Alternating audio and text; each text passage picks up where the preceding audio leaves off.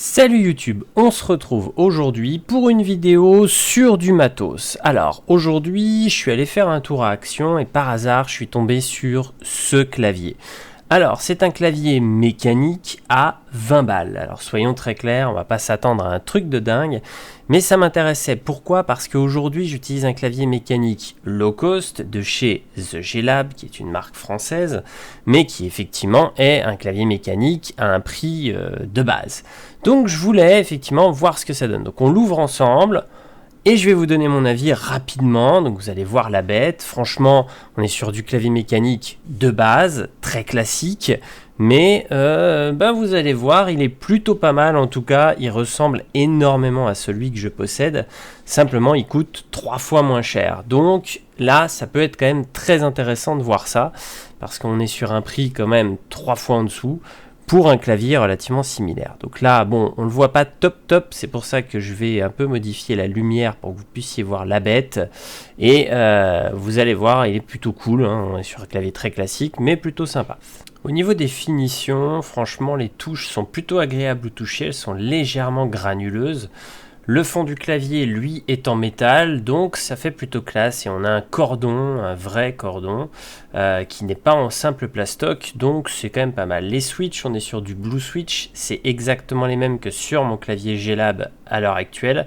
Je sais que sur les derniers G-Lab, on est passé en Red Switch, mais là, voilà, pour comparer les deux, on est sur du Blue Switch. En termes de bruit, je vous ferai écouter tout à l'heure. Franchement, ça va, ça se fait.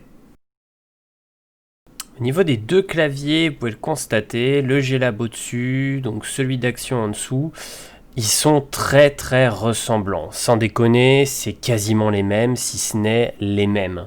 Ce qui fait qu'au niveau du prix, on se rend compte que ça vaut vraiment le coup d'aller chez Action, parce que le clavier G-Lab est vraiment trop cher par rapport à ce que c'est. Action propose à 20 € la même chose.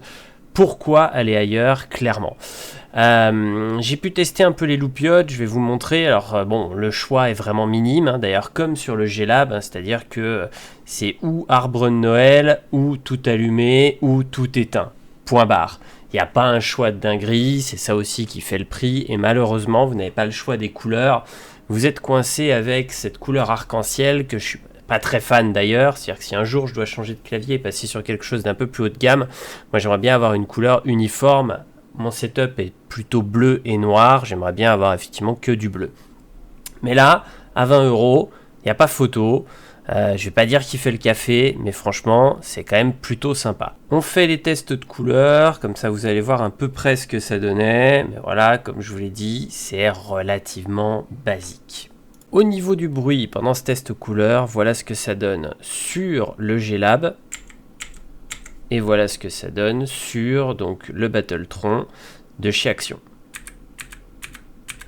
Donc voilà pour ce test entre ces deux claviers. Alors soyons très clairs, vous avez un clavier donc de chez Action à 20 €, The G-Lab qu'à l'époque j'ai payé 60, qui aujourd'hui vous pouvez le trouver aux alentours de 44, 46, 47 € entre Amazon et Electrodépôt. Toujours en Switch Blue, si vous voulez du Switch Red, bien évidemment, ça sera beaucoup plus cher. Mon avis est simple, faut pas hésiter. Si vous n'avez pas de clavier mécanique et que vous voulez passer au mécanique, foncez chez Action pour 20 balles. Il n'y a pas photo, il vaut vraiment le coup. Voilà, c'est tout pour moi et cette première vidéo sur du matos. Je vous dis à bientôt sur YouTube. Salut tout le monde!